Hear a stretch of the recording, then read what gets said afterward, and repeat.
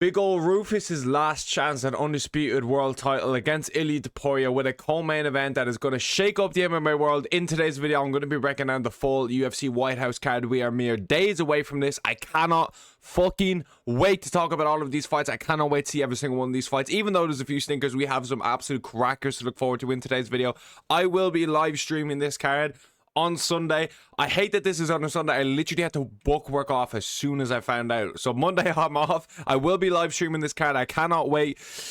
The main event, Justin Gaethje, Ilia Topuria. I've been back and forth in my head about how this goes, and every single time I think about this fight, Justin Gaethje gets slept the fuck out so bad. I think Ilia Topuria is going to go in there and knock out Justin Gaethje in the first round, potentially in one of the first few exchanges, because if Justin Gaethje fought the way he fought against Paddy Pimblett, he's going to get decimated in the first exchange. I rewatched the Pimblett fight. Gaethje was doing this thing of when Paddy was backed up against the cage, he kind of had like his hands low and was like kind of slowly moving towards him and throw like a hook and things like that. If he does anything like that, Topuria is going to stand in his face and absolutely deck him with a hook or like an uppercut or an overhand right. Mainly the hooks. That's one of Topuria's best weapons because he throws such a vicious combination. He always kind of catches you. The thing about Topuria is he never catches you with the first punch. That's Topuria's thing. He never ever gets you with like the first punch. It's almost like the third punch, like the one at the end, the kind of like the bullet at the end of the shot. That's the one Topuria always uses. But for Gaethje, I feel like Gaethje needs to use a lot of dirty boxing in this fight. I think Gaethje needs to use a lot of clinch work to get into Topuria's face and really land some damage. Some uppercuts in the clinch, knees in the clinch. I even think a takedown could be good. And listen, loads of people say this, and I'm so sick of hearing it, saying, whoa, whoa, whoa, Justin Gaethje's got really good wrestling, bro. We just don't see it, man. How do we know that Justin Gaethje has good wrestling if we don't see it? It blows my mind when people use that argument. But keep Topuria guessing. Keep Topuria guessing. Keep him on his feet. I just think Topuria is so much better than Gaethje everywhere. And I don't even think Justin Gaethje is a top 5 lightweight at the moment. To be honest with you, I think Ilia would beat him. I think Charles would beat him. Holloway already beat him. Benoit Saint-Denis would beat him. I genuinely think Gaethje's maybe like number 5. And you could probably argue someone outside the top 5 might be able to creep up and win against this guy. Maybe even Mateus Gamrot. Who the fuck knows? Probably not Gamrot, but still, you know what I'm trying to say. And Misha Rufi might even carry on. You know what I mean? That's kind of where Gaethje is at this stage of his career. Like, Topuria has to fight someone that's like ranked number 5 and isn't going to beat any of these top guys. And as much as I think this is a sick fight, I do think Topuria is just so much better than him. I think Topuria's in-boxing exchanges are going to be the difference in this fight. He is very heavy on that front leg. If I am Justin Gaethje, I am chopping the fuck out of that straight away. If Topuria starts switching stances and things like that, then it gets a little bit more interesting. But I haven't seen Justin Gaethje throw proper leg kicks in years. He hasn't done it since he got knocked out by fucking Dustin Poirier, if we're being completely honest with you. He's definitely dirty boxing in the pocket against, you know, likes of Tony Ferguson, things like that, and the likes of Donald Cerrone when he knocked out Cowboy. That's when Gaethje does his best work. Even the way he fought Fiziev and Poirier the first time, he looked quite well. But you cannot tell me that Topuria is just not the better athlete all around. He has the grappling as well. The fact he was able to submit Bryce Mitchell, I think, is a very good win. Getting Oliveira and a Koos fist and things like that, even though he didn't do any damage. My beef with Topuria is that he actually has never fought anybody in his prime. He didn't fight Max in his prime. Didn't fight Holloway in his... Holloway, obviously, yeah. He didn't fight Volk in his prime. Didn't fight Oliveira in his prime. He has a bit of a tendency to be getting these guys kind of late, which I don't really like. I'm not a big fan of. But the run that Topuria is on right now, the magnitude that his wins have been pulling the last couple of years, the legacy that he is leaving behind, the style of this fight, the way Gaethje has always fought in his career, the way Gaethje fought against Pimblett, it is destined for Topuria to knock him out with like a right hand or a hook or anything like that. Gaethje marching forward, and he's also said, I don't care if I win this fight.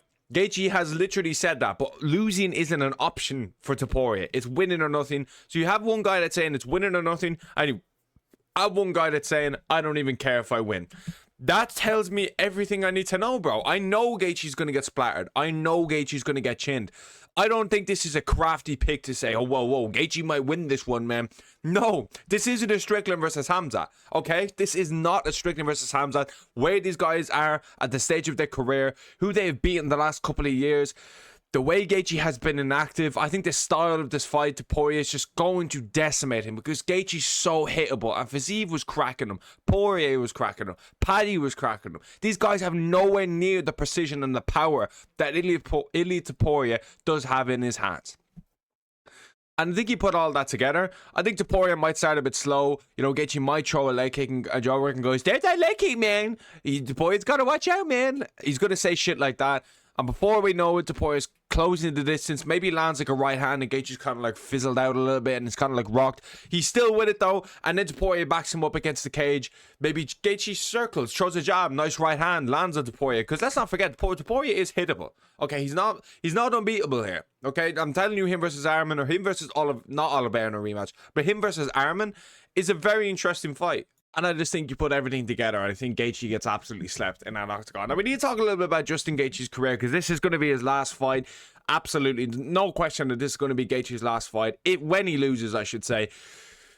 Like, I just don't think I give Gaethje much of a chance in this fight. I don't think he has the power that everyone says or this absolute madness power that Gaethje presents, dude. You want to watch out, man. Obviously, you don't want to get, fucking hit or an overhand right by this guy. He's not a fucking bum or anything like that, okay?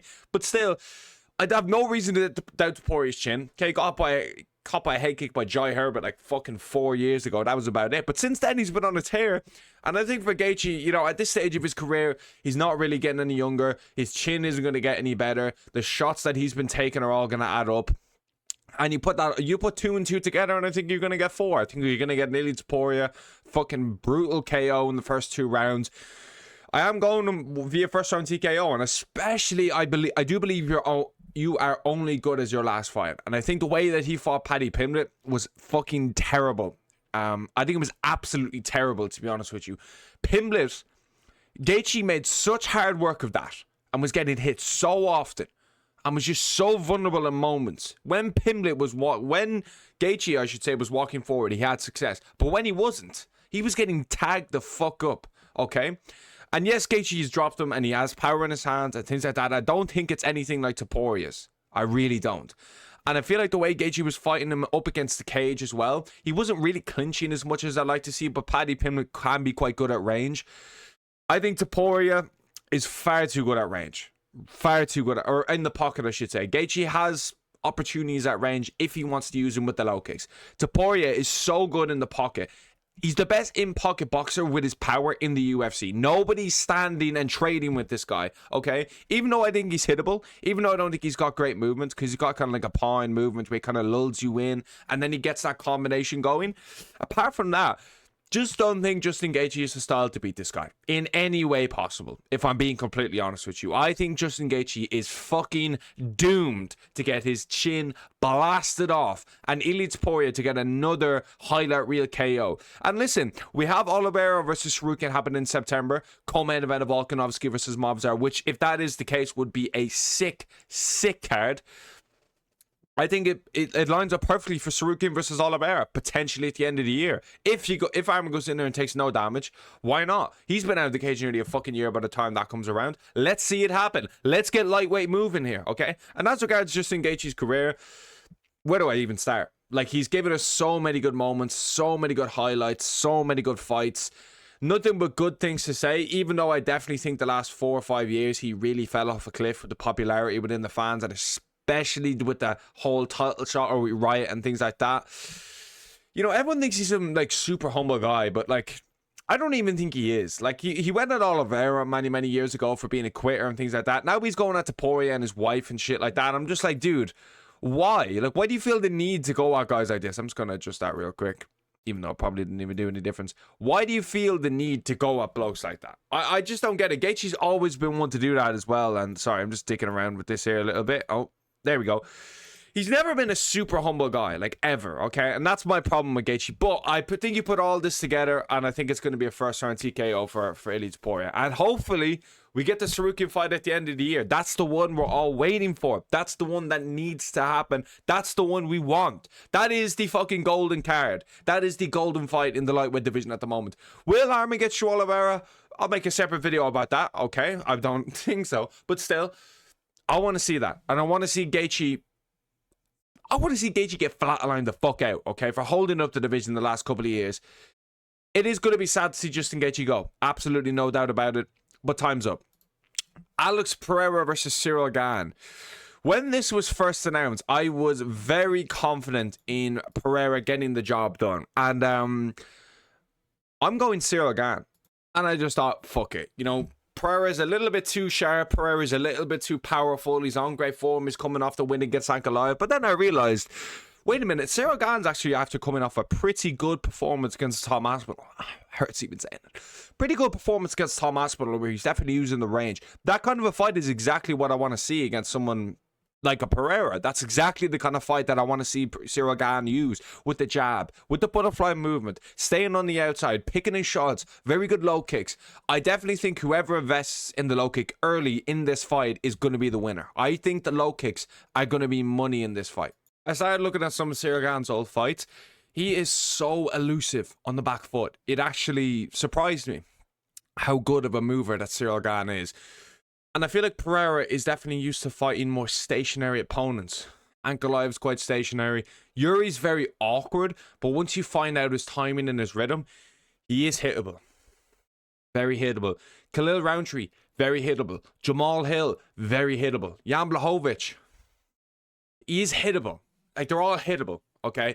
He's never fought someone with the level of movement, followed by the level of striking of Ciryl Gane. I think that's going to get Pereira an awful lot of trouble finding the range.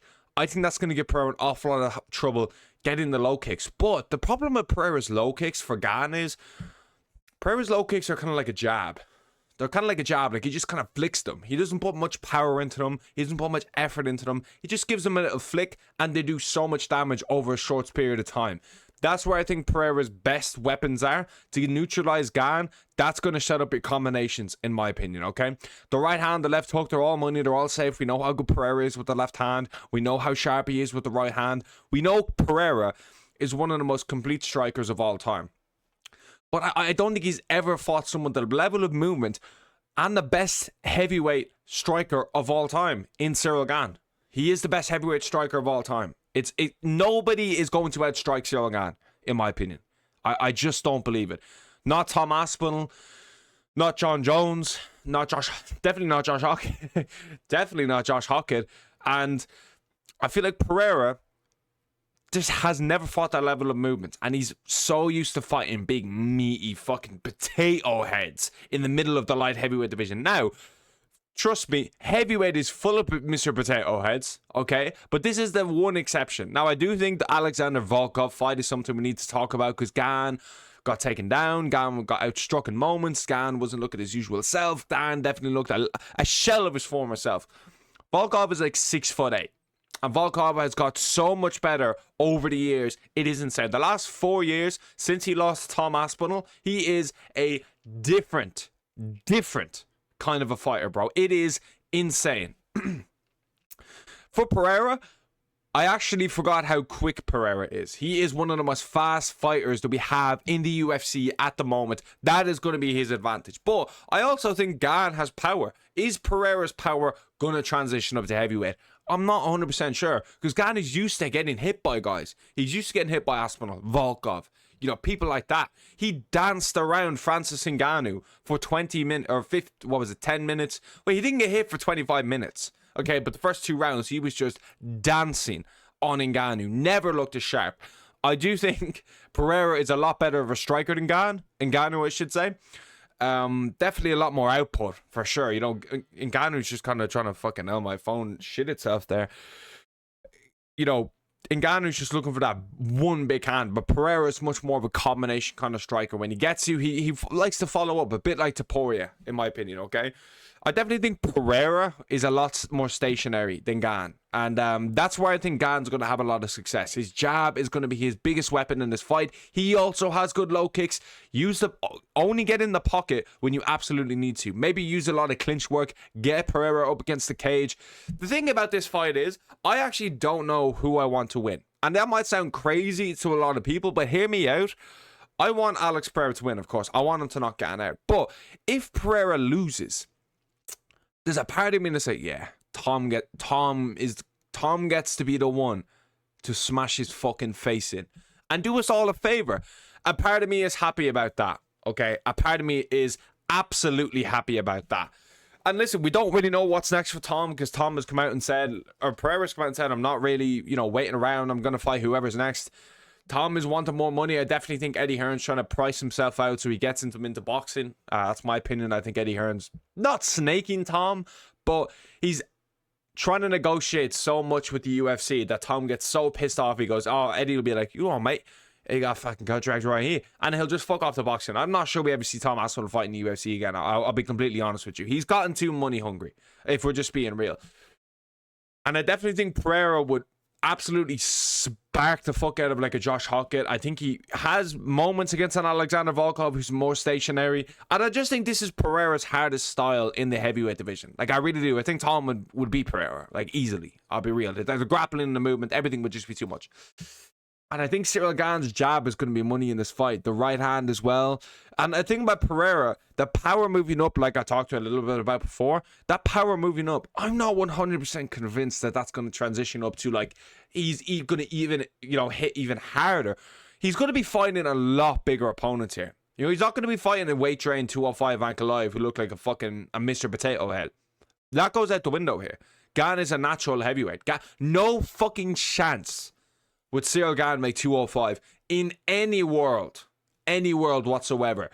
Is Pereira's power going to transition? Is he going to slow down later in the fight? That's another thing. He's putting on a lot of weight. I would not be surprised if Alex Pereira, you know, slows down. That's why I'm going Ciryl Gane via TKO. I just think Gane's way too elusive for Pereira. I think it's going to be hard for Pereira to get the shots going on the feet unless he neutralizes Gane early with the leg kicks. The thing about it is, if Pereira backs Gane up like he did Ankalaev straight away, backing him up against the cage and things like that, obviously he can have success. And obviously the knees, you know, knees in the clinch and things like that. Pereira's got a filthy knee, left hand, right, left hook's right there, the right hand's right there. Obviously, if, you know, Gane's kind of neutralized up against the cage, obviously he's going to have success. But I think Ciryl Gane's a bit too crafty for that. I think he's got a crafty way to get out of the cage, get back to the middle, keep the butterfly movements, keep Pereira off him. Kind of like we saw in Alexander Volkov fight in moments, especially in the first fight, even though that was a very close fight. Volkov is just so fucking good, if we're just being real. Obviously, I don't like comparing him to like Derek Lewis or things like that, where it's basically just a sack of potatoes standing there and you just have to not get hit. That's all you have to do against Derek Lewis.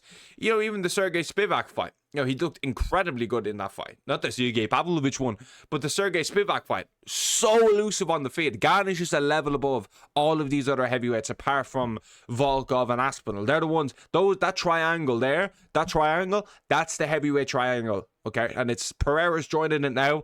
We don't really know what's going to happen if Pereira loses. If Gane loses, shit, I really don't know. Maybe he'll headline the Paris card. That's going to be happening in a few weeks, or a few months, I should say. We don't really know what's going to be next for Ciryl Gane, if we're being honest. For Pereira, is it going to be, is the loser going to go home in this fight? Is this going to be the last fight for either of them? I don't know.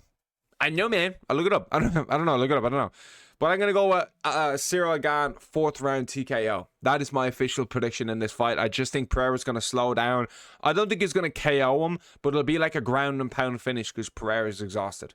You know what I mean? Pereira's chopping away at that low kicks. He's loading up on his shots kind of early, getting in the flow of the White House card, slows down a little bit. Gane lands a few body shots and things like that, starts the low kicks. Then the right hands get through. Round 3, the jabs popping, the right hands are moving. Maybe even rocks Pereira. Pereira survives, and in the 4th round, he hits Pereira like a massive right hand or a massive body shot. He goes down, and he's ground and pound finishing out Alex Pereira. Something like that, I can absolutely see. And they're the same size, so... Oh, I can't wait for that fight. It's going to be absolutely insane. Sean O'Malley versus Aiemann Zahabi. This is the biggest lock on the card. Aiemann Zahabi has no chance of beating Sean O'Malley in this fight. Chio Vera dropped Aiemann Zahabi. I could honestly leave the prediction there and I could just say no more, and you would probably have put your house on Sean O'Malley by me saying that. I think O'Malley is going to fucking as O'Malley would say, I'm going to put his lights out. I think O'Malley is going to put Aiemann Zahabi's lights out. I think he's going to starch him in that fucking cage. I think the fact that Aiemann Zahabi has been seen as like a prospect and he's like 38 years old makes no sense to me at all. I don't know where this fucking prospect shit comes from Aiemann Zahabi, to be quite honest with you, but I guess we're here now.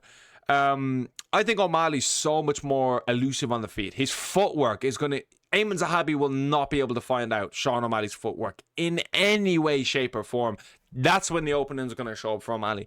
That straight right down the middle, followed by the jab. That's what's going to put Aiemann Zahabi out. I feel like Chio Vera dropped him with a jab. Yes, it was kind of later in the fight, but still... I think O'Malley's popping at the low kicks, popping at the jab, right hand. Eamon Zahabi might get hurt the first round, survives the second, or survives the end of the first.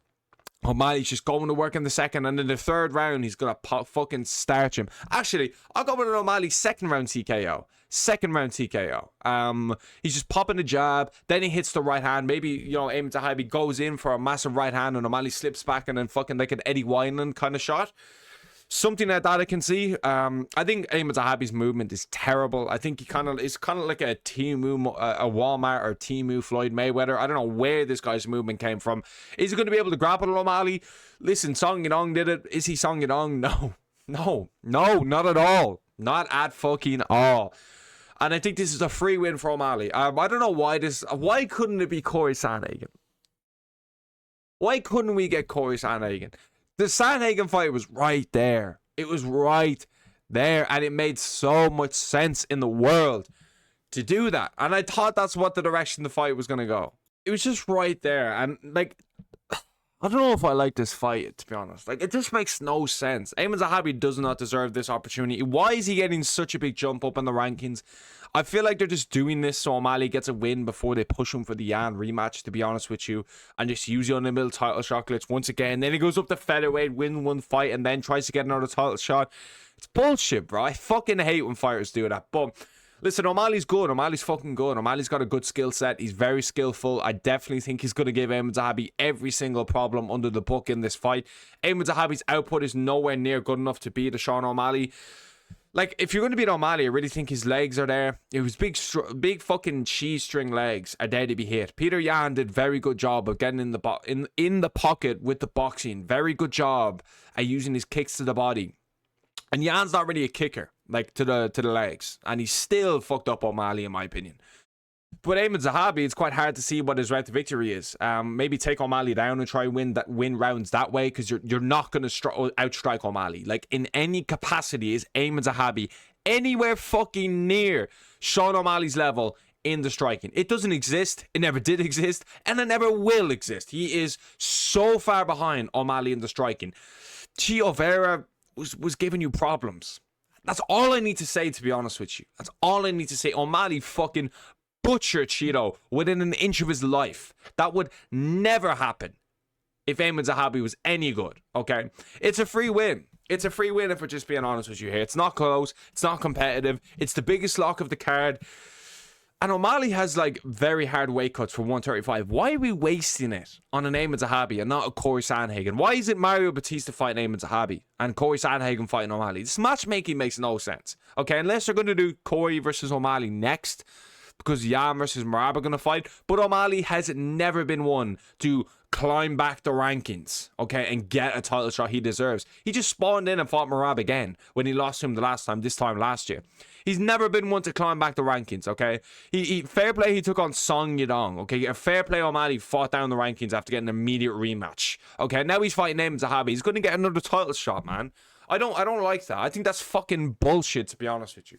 Like, I want to see fighters actually earn their title shots. And he fucking hasn't. If he gets it over Umar, that's a fucking disgrace. That's an absolute fucking disgrace, in my opinion. Okay? Maybe Umar versus Sean. Why not? Oh, Sean definitely won't take that. Absolutely no way will Sean O'Malley take that. And I just think this is a free win. I think O'Malley's going to go in there and fuck him up. I think he's going to butcher him. I think he's going to starch him in the second round. I think Eamon Zahabi's like, you know, fucking beaver fucking guard is going to give him all problems. I think O'Malley's right hand is going to be there to smack Eamon Zahabi in the face. The jab is going to be there. When O'Malley gets the low kicks going as well, Eamon Zahabi is going to break. And the right hand is going to be there to finish him off, because O'Malley's good. Like, make no mistake about it. Like, O'Malley might be a little crybaby cook and things like that, but O'Malley is fucking good. He's good, man. You know, he watches his wife get fucked by other dudes for some reason. It's so weird. But O'Malley can strike. And the grappling, as much as I would like to see Eamon Zahabi try, I don't think he's the level of Merab. I don't think he's the level of Song Yadong. I just don't see it. And it's a free win for O'Malley. It's good to have O'Malley on the card. That's the kind of way I'm looking at it. But it's not exactly what I'm looking. I am looking forward to seeing Sean fight. I'm always hyped to see O'Malley fight, but it's not going to be one I'm mad excited about. Josh Hockett versus Derek Lewis. We are Josh Hockett fans. And I did not like Josh Hockett this time whenever he fought Curtis Blades, this time 2 months ago. I really didn't. But he put on one of the best fights we have ever seen in the UFC. That deserves respect. Absolutely deserves respect. Whereas Derek Lewis, anytime the fight's not going Derek Lewis's way, he wilts and quits. He gives up, he breaks, he mentally is like, I can't find the range, I can't catch this guy. I'm just going to sit there and break, and I'm going to let myself get KO'd. That is Derek Lewis 101. Or he just starches you. Waldo Cortez Acosta, Ciryl Gane. We could just keep going back and forth here. Tai Tuivasa. Okay, he just went down in that fight. He just did. Whereas Josh Hockett, see, the thing about this fight is Josh Hockett's such a pressure fighter. He's going to break Derek Lewis early. Okay, unless Derek can, you know, is getting swarmed and then he just throws a right hand and lands on Josh Hockett. Apart from that, I don't see it. I really don't see it. And I feel like Josh Hockett is going to pour the pressure on Derek Lewis early, like he does in every single fight. I think he's just going to wilt him up against the cage. Derek won't really know what to do. And I don't think it's going to be close or competitive, to be honest with you. Curtis Blades proved to me that going to sleep is a choice. As much as I don't think Josh Hockett has great power, holy fuck. That fight was just, that was actually one of the best fights of all time. It actually was one of the just such a good fight. That was honestly one of the best fights of all time. But I feel like they're going to start. Josh Hockett's definitely going to go in there and swarm Derek Lewis early. I can see Josh Hockett literally from the bell, running forward, just landing jabs, landing right hands, getting in Derek Lewis's face. Maybe Derek Lewis breaks, they clinch. Josh Hockett with a massive middle finger gets straight on Derek Lewis's face. Derek's like, backing up. It has him up against the cage. He's just swarming him. Derek throws a massive right hand, maybe even catches Josh Hockett. He's kind of hurt or something like that. Backs up, gives another middle finger. They're kind of slowly in the middle of the cage now. Hockett's throwing like a leg kick and a jab. Waits for Derek Lewis to get more comfortable, backs him up against the cage, swarms him, case closed. That's how I think that fight's going to go. I just think he's going to swarm him up against the cage. I don't think he's going to finish him. I really don't. But the pressure that Josh Hockett puts on people, his heart, his pace, his speed is absolutely incredible. I think a Pavlovich, Volkov, or anybody like that absolutely tears him in half. I think a Waldo Cortez Acosta would beat this guy, and I don't like Waldo Cortez Acosta. I think Alexander Volkov would decimate him. Absolutely fucking decimate Josh Hockett in that cage. But he's got a comfortable opponent in front of him. He's got a nice matchup, and I genuinely think he's just gonna breeze Derek Lewis. Like, I just hate that from Derek Lewis. I hate that bitch mentality of, oh my god, I'm getting leg kicked and it's not working. Let me just Wilson. Fuck that, man. Like, stand your base. Stand your fucking base. I don't know. I think Derek Lewis is getting absolutely obliterated. I don't even think Josh Hockett's nipping the top 4. Maybe, like, he might be number 5 just because how shit heavyweight is, but he's really not that good. Let's be real. Mauricio Rufy, I don't know why Bo Nickel versus Dawkins is like that. I'll fix that in a minute. Mauricio Rufy versus Michael Chandler. Oh, how good it's going to be. See, Michael Chandler gets splattered and we're finally rid of this vermin for once and for all in the sport. I cannot wait to see Michael Chandler get his fucking head taken off by Mauricio Rufy in that fucking octagon. I can't wait. I am salivating at the sight of seeing Chandler get brutally fucking knocked out and Mauricio Rufy taking up the ranks. Now, Mauricio Rufy, you let me down before, bud. Okay, yeah, sure, bud. Sure thing there, buddy. You let me down before. You let me down before, you fucking snake. You should have beaten Ben St. Denis in France. What a matchup that was, by the way. Genius matchmaking. But I feel like he's just revived himself since that fight. That Rafael Fiziev fight, I genuinely thought Fiziev had his number. I thought, fuck, Fiziev's too rangy, Fiziev's too crafty, he's got great experience in that cage. Mauricio Rufy's coming off that loss. I didn't like it one bit. I didn't like it one bit from Mauricio Rufy. To finish Fiziev the way he did was literally insane. So impressive, so smooth, so generational from Mauricio Rufy. I actually think losing to St. Denis could have been one of the best things that could have happened to him. You know, sometimes a loss makes a fighter. Sometimes it genuinely makes a fighter way better. And I definitely think we saw that against Rafael Fiziev when Mauricio Rufy fought. Do I think Mauricio Rufy is going to be the fighter that I thought he was? I think he comes into a lot of problems with the Armans. I think it comes into a lot of issues with the Oliveras. I think even Pimlet might wrap him up in something cool. Quillan Salkett is there. Oh, lightweight is stacked. Holy shit, lightweight's fucking good. You know, Quillan Salkett's there, even though I think Mauricio Rufy versus Quillan Salkett is like, that's just one of the dream matchups. Like, I think Quillan Salkett against any of these guys is incredible. Mauricio Rufy and him is a banger. Benoit Saint Denis versus, you know, Quillan Salkett's unbelievable. Get Michael Chandler the fuck out of here. That's what I have to say about this. Please brutally fucking knock out Big Mike over here, so we're finally rid of that stench that Michael Chandler has been on the UFC for so long, bro, okay?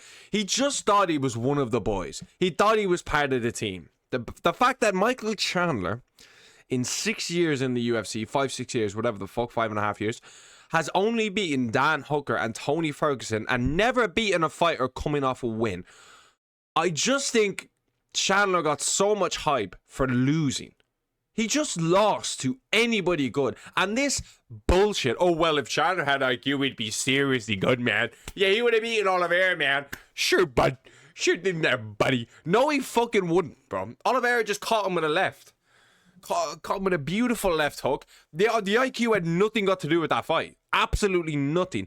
Like the Justin Gaethje one, I just think people make such bullshit excuses for Chandler, to be honest with you. When you just break it down, he's got good wrestling, but apart from that, nothing else. Like, he's got okay striking, but apart from that, like, he's explosive and things like that. Like, the Poirier was a great fight. He's given us great fights, like, absolutely no doubt. Chandler's been nothing but entertaining in the cage. But fuck that, bro. This dude is a fucking weirdo. He's an absolute cook for Conor McGregor. Like, he'll just suck off McGregor until he's done.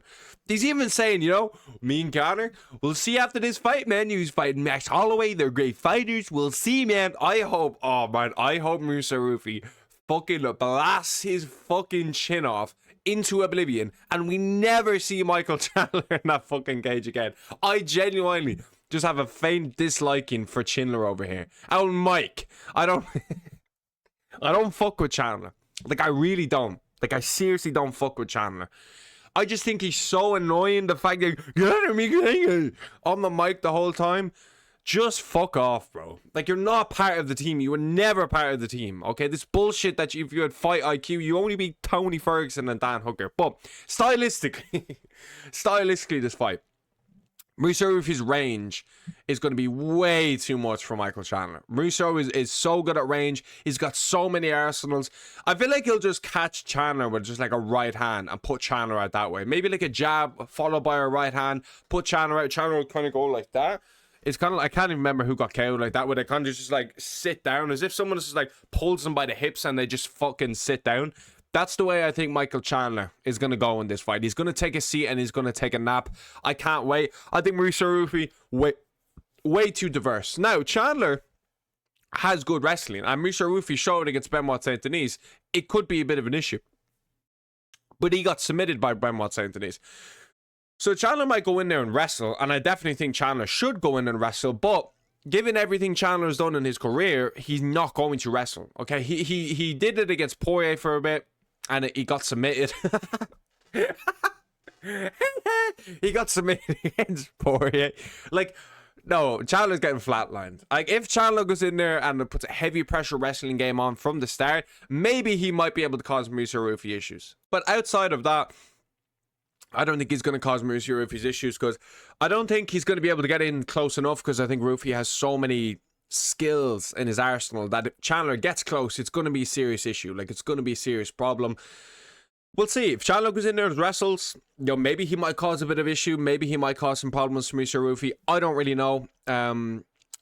Because of how inconsistent Chandler is. That's the only thing. But if Chandler went in there and he was saying in the build-up, I'm going in to wrestle. Like, I'm going to wrestle the fuck out of this guy. He's way better than me on the feet.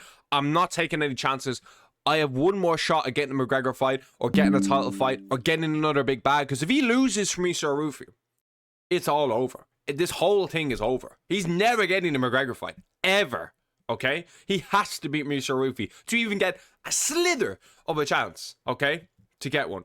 And I don't know, man. We'll see. We'll see. But the next one, Bo Nickel versus Kyle Dawkins. Why isn't it Bo Nickel versus Colby Covington? What was so bad about Colby Covington? Why couldn't we just get Colby? That was the fight to make. But we're here now. I'm going to go Bo Nickel via decision. I think Kyle Dawkins is a little bit too crafty to get submitted. I think he's got a lot of experience in the cage, and I don't necessarily know if I see him getting submitted or I see Bo Nickel going in there, putting on a masterclass on the feet and really dancing on him. And I think Bo Nickel has hands-ish, not really. I think he's got okay power, but obviously his wrestling is his bread and butter. And like, especially at middleweight, you need good wrestling because a lot of these guys are heavy strikers and they're quite decent on the feet. So if you go in there with a heavy wrestling approach, it's going to cause a lot of people problems. That's why I thought Chimaev was unstoppable. But Kyle Dawkins is old, man. Kyle Dawkins is old. He's washed. Like, not even washed. Like, Kyle Dawkins was just never good. Why is he fighting Kyle Dawkins, okay? Like, the thing about Bo Nickel is, I've been watching Bo Nickel since his MMA debut. I'm not even fucking with you. When he fought on Masvidal's promotion, like 4 years ago now, I've been watching him, okay? He just isn't good enough. It's simple as that. And going up to 205 is not a good idea either. It's not a good idea. Like, he's just simply not skilled enough. As much as he's got good wrestling, if we're being real, wrestling and MMA are two different sports. Because when you pin someone in wrestling, you just get back up. They have no ability to control people. They have no ability to do damage. They don't know what the fuck to do when a fucking triangle gets shot up. Like, Bo Nickel's wrestling works against people like Dawkins. It works against Cody Brundage. It works against fighters like this. But when you fight, like, I'll use Paulo Costa as an example. Crafty, good range, good low kicks, decent on the ground, hard to get taken down. That's like a bad style for Bo Nickel. Like, a terrible style. When you fight people like that can keep the fight standing, you're in trouble. And a lot of these wrestlers find that out. But I'm going to go with Bo Nickel. Like, he's just going to run through Kyle Dawkins, you know, the redneck All-American kind of guy that a load of, you know, people... He just got forced down our throat, a bit like Sean O'Malley. I don't really understand why, but... Yeah, Bo Nickel via decision is on that one. I just don't like Bo Nickel. Something about him. Like, I don't necessarily think it's his fault, but I just think the fact that he was pushed down in our face... Audio broken made him quit. That's the difference. And this was like an all-elite... You know, D1 wrestler with Penn State University and unbreakable. Body shots change that. Body shots, knees to the body, change everything. And a lot of wrestlers don't know that. And that's my problem with wrestlers, to be honest with you. They're just so high on their fucking horse. But as soon as shit like this happens, that's what happens. Okay, but Diego Lopez versus Steve Garcia. What a banger. What a banger. What a fucking scrap. Gonna go with Diego Lopez via decision. I think Steve Garcia's got the speed advantage. I think Steve Garcia is dangerous as fuck everywhere the fight goes. He's very crafty on the feet, good hands. But I think Diego Lopez has a lot of experience. I think Diego Lopez has an absolute fucking insane chin. One of the best chins that you will see in the UFC. And I feel like it's an unbreakable chin. I feel like if Volk wasn't around, Lopez would 100% be holding that strap right now. I think he beat Movzar in a rematch. Like, he knocked out Gene Silva. Don't think Lerone Murphy is getting anywhere fucking near him, to be honest with you. I think he fucks up Yair Rodriguez. He probably beats up by Allen. Fuck! But apart from that, I think Lopez is so sound on the feet. I think he's got such good hands. Like, his chin is absolutely insane. He's got such good boxing. But when it comes to, like, fighting someone like Volk... It's just so hard to hit Volk. That's the thing. It's so hard to hit Volk. And when you're throwing, Volk's already countering you. You know, he's always just kind of one step ahead of you. But Diego Lopez is fucking good. Just because he can't beat Volk, he beat Gene Silva. He beat Sadiq Youssef. Things like that. Like, he would 100% beat Movzar Evloev in a 5-round rematch. 100%. He would starch out Yair Rodriguez. No doubt in my mind. And I feel like experience is what's going to win Diego Lopez's fight. Also, the fact that he's so heavy-handed. Whenever he catches Steve Garcia, he's going to land, and it's going to land hard. It's going to land ferociously. And I think Steve Garcia is much more of like an output compared to Diego Lopez. I think it kind of just fight gels well together in that kind of a sense. But I think Lopez is the better fighter. I think Lopez is better pretty much everywhere. I think he's more crafty, more experienced. He's beaten a lot of these top guys. We'll see. I'm going to go with Diego Lopez. I think he's more crafty. I think, you know, Steve Garcia, this is a fucking big jump up. You know, this, you know, I feel like there's rankings for a reason, bro. I feel like you have to go through the Arnold Allens and the Gene Silvas before you get to the Lopez's and Volkanovskis. Because if you don't, you run into guys like this. Like, it's bad fucking news. Bad fucking news. And I'm going to go with Diego Lopez. I think Diego Lopez is a G. Holy fuck, Diego Lopez is active. And I love Lopez. How can't you love Lopez? But that was my UFC White House card. Freedom 250 Israel. Full card breakdown and predictions. Let me know what you think of this card down below. I'm going to be live streaming like I said. Thank you all for the love and support on the channel recently, boys. See you on Sunday.